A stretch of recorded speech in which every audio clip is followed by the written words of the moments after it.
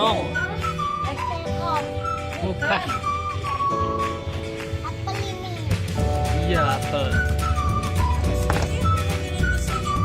Ubi. Ya, ubi. Ubi itu. Ubi. Paprika tadi mana ya paprika? Paprika tadi mana ketemu paprika? Iya, betul paprika. Terus lagi. Sama nama sayur lagi. Iya, betul. Ini di bawah apa deh? Bawah deh.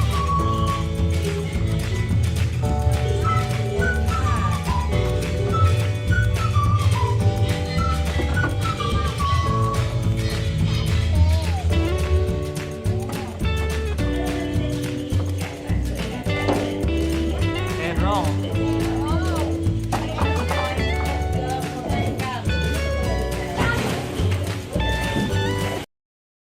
Bab ke-997. Bab 997. Gak usah, Adrian. Aku beneran sudah mendingan sekarang. Cuma butuh tidur sebentar. Tolak Oral dengan suara yang diusahakan terdengar selemah mungkin. Ia mencoba bangkit, namun Adrian dengan sigap menahan bahunya, memaksanya untuk tetap berbaring. Bukannya tadi kamu bilang pusing, mual, kram perut dan minta aku cepat pulang? Kenapa tiba-tiba mendingan? Ya, tadinya memang aku merasa sakit banget. Tapi, setelah kamu datang, aku merasa baikan. Mungkin, janinnya cuma mau papanya di sini. Dia nggak mau jauh-jauh dari papanya. Nggak mau jauh-jauh dari papanya. Cih! Rasanya Adrian ingin muntah mendengar kalimat itu. Adrian, sungguh, aku udah baikan. Nggak usah diperiksa lagi. Besok aja kita langsung ke klinik. Adrian menyeringai, lalu melirik Boy yang berdiri tak jauh dari mereka, memberi isyarat dengan gerakan matanya. Jangan keras kepala, Oral. Kram perut di usia kehamilan muda itu bukan perkara sepele. Sahut Boy dengan nada dingin yang menusuk. Ia melipat tangan di dada, menatap Oral tanpa ekspresi. Bisa jadi itu indikasi solusio plasenta atau ancaman keguguran. Kita nggak boleh ambil risiko apapun yang membahayakan janin, bukan? Oral menelan ludah. Kalimat Boy yang logis namun penuh tekanan itu membuatnya semakin terpojok.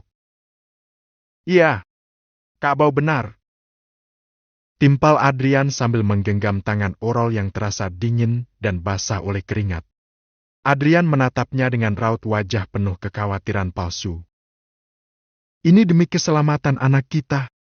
Aku nggak akan memaafkan diriku kalau terjadi sesuatu padanya hanya karena kita terlambat penanganan.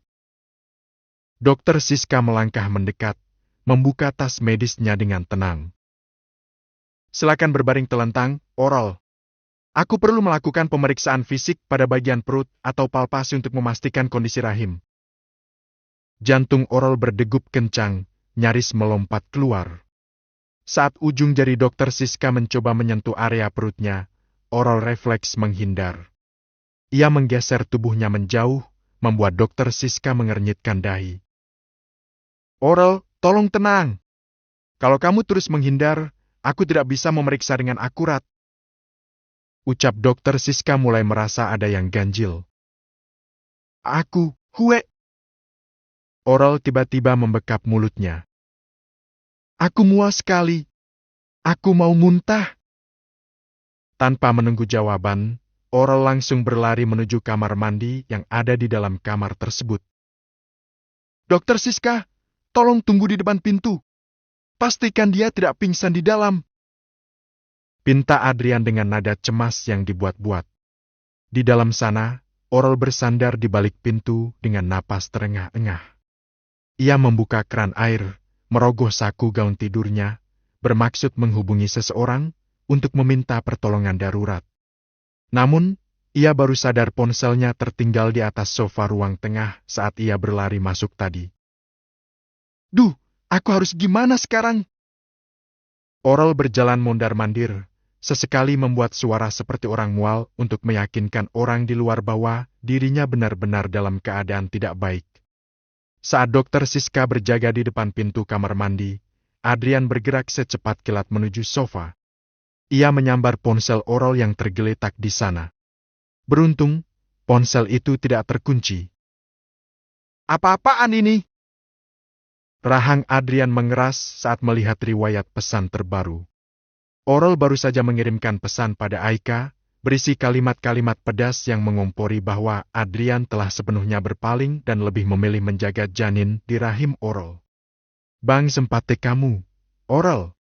Maki Adrian dalam hati. Darahnya mendidih. Ia merasa harus segera menemui Aika setelah drama ini usai untuk menjelaskan segalanya. Tak hanya itu, Adrian menemukan sebuah pesan singkat dari nomor tak dikenal yang berisi koordinat sebuah klinik dokter spesialis kandungan di pinggiran kota dan nama seorang wanita, Dr.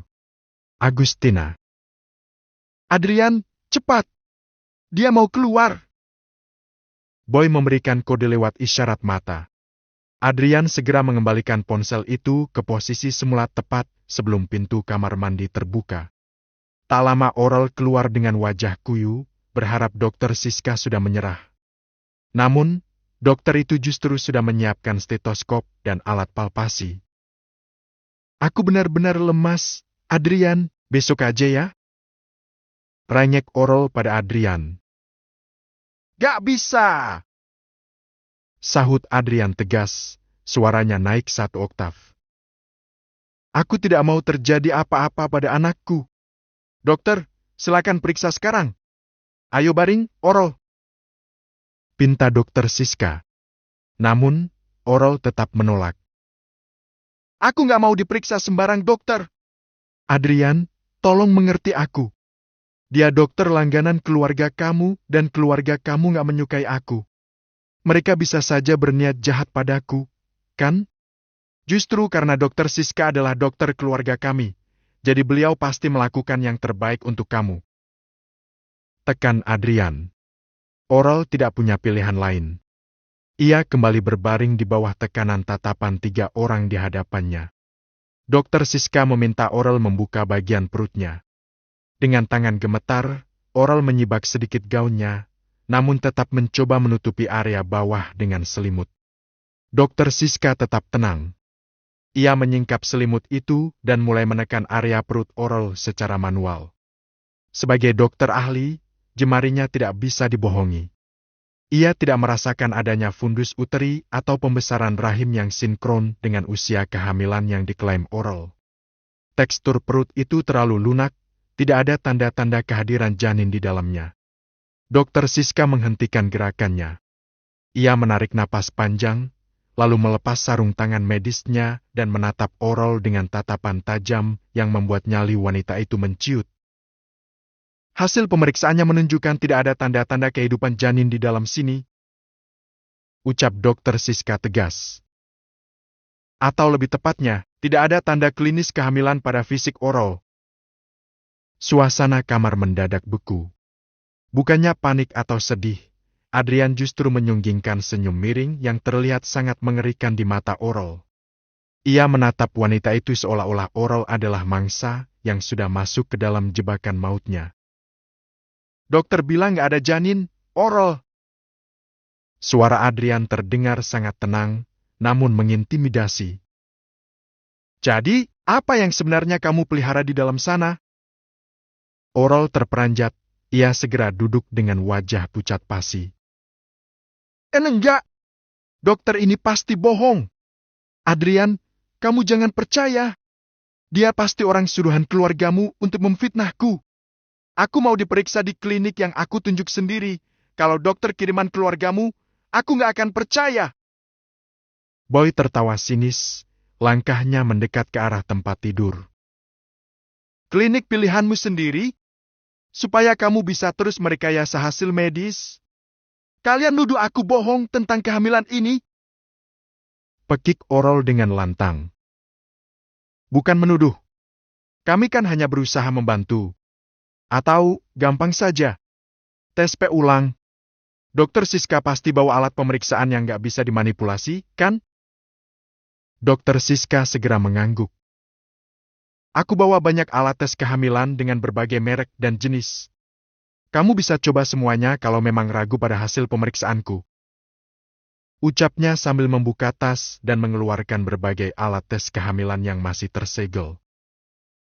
Aku sudah periksa pakai alat tes kehamilan yang aku beli sendiri dan hasilnya positif. Adrian dan keluarganya sudah melihat sendiri. Oral menatap Adrian, seolah minta bantuan. Tetapi, lelaki itu malah ikut memojokkannya. Tapi, nggak ada salahnya kamu ulangi lagi. Untuk membuktikan kalau Dokter Siska salah. Boy yang berdiri di sisi Dokter Siska menyembunyikan senyum. Ia membungkuk, menatap Oral tepat di matanya. Dengar, Oral.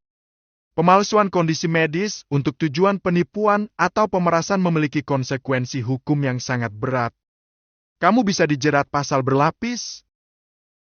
Bow menjeda kalimatnya, lalu bertanya dengan nada mengancam. Jadi, kamu masih mau lanjut bersandiwara, atau siap kami tuntut saat ini juga? Wajah Oral yang tadi terlihat sakit, kini benar-benar pucat seputih kapas. Ia menyadari, ruang geraknya telah habis. Ia berada di ujung tanduk.